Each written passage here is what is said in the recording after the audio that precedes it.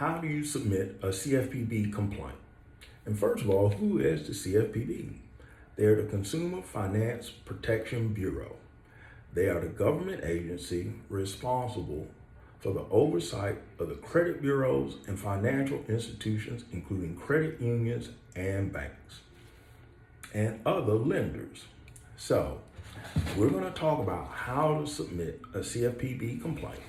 It's directly out of my book, $10 Credit Repair, Ultra Edition Volume 4, and we're going to discuss Chapter 3. This is how and this is where it's located. So if you want to know where this information comes from, first, when you submit a CFPB complaint, you need evidence that your consumer rights were violated. Your consumer rights are what the CFPB enforces. And when they are violated, you notify the CFPB who violated your consumer rights. Was it your lender? Was it a credit bureau?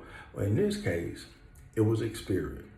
And we're going to go step by step on how to address Experian, who's reported a late payment from Bank of America.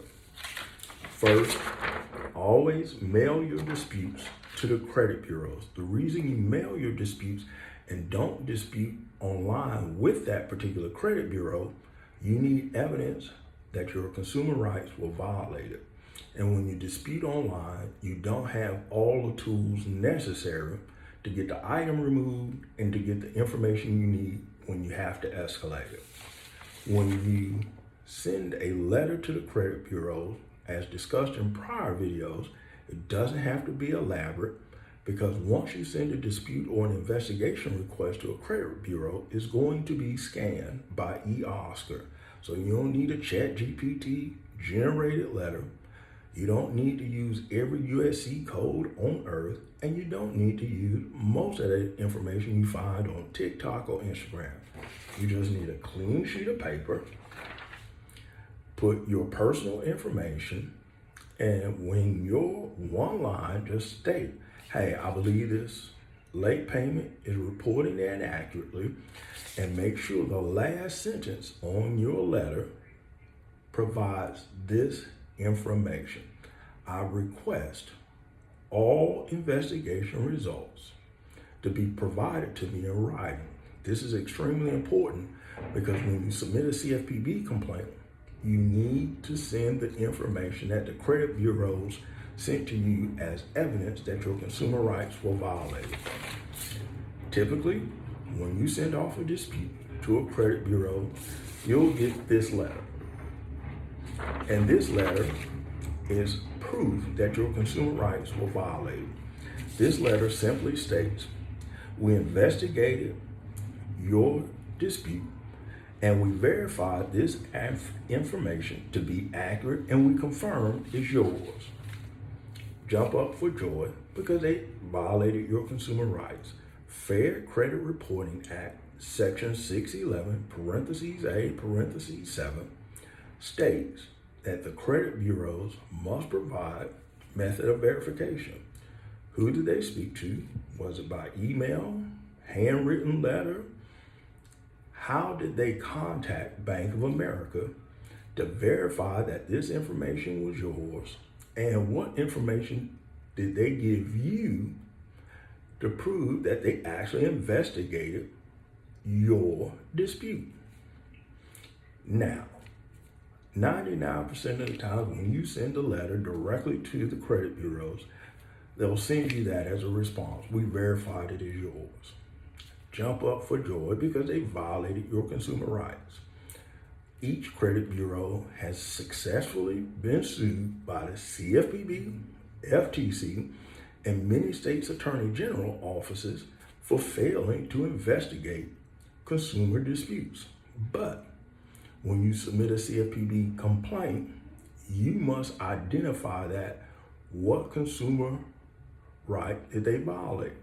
So you're going to put in your complaint. You're going to go to consumerfinance.gov, put in your information.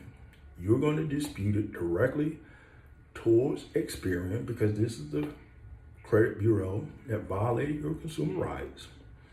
When you do that, you're going to pull down in the drop-down menu, and state credit reporting error. You're going to completely fill out the complaint stating Bank of America is reporting a late payment on my Experian credit report. I requested them to do an investigation.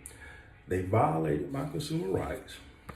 FCRA 611 parentheses A parentheses 7. And I am requesting that this item be permanently deleted because in that complaint, you identify what consumer right that Experian violated. Once you put that information in, you're going to submit it. Once it's submitted, it takes anywhere from 15 to 30 days for a response. If you don't get a response in 30 days, go back into your CFPB profile, pull up that complaint, and click Unresolved. Once you do that, that will then request an internal audit by the CFPB, meaning the CFPB will take your information and assign it to someone so they can verify what you said was accurate, that your consumer rights were violated. They'll do a human review of your complaint and the documentation, and then they'll contact the Experian and say, hey, you violated this person's consumer rights, and that's how you end up with a letter from Experian saying this account has been permanently deleted. Now, understand, the account can be yours. It can be reporting accurately. Your consumer rights are what was violated because the Credit Bureau did not adhere to the Fair Credit Reporting Act, and they violated Section 611 parentheses A parentheses 7. So now that item is permanently deleted. So the most important is to go step by step, mail your dispute. When you submit your complaint, make sure you identify what consumer law was violated, and that's how you get an item permanently deleted. Each step is in $10 Credit Repair Ultra Edition Volume 4, and that comes from page 86 in Chapter 3. Thank you. Have a great day. Have any questions, click the link in my bio. My email address is there. And purchase a copy of the book if you're ready to get your credit journey repair started.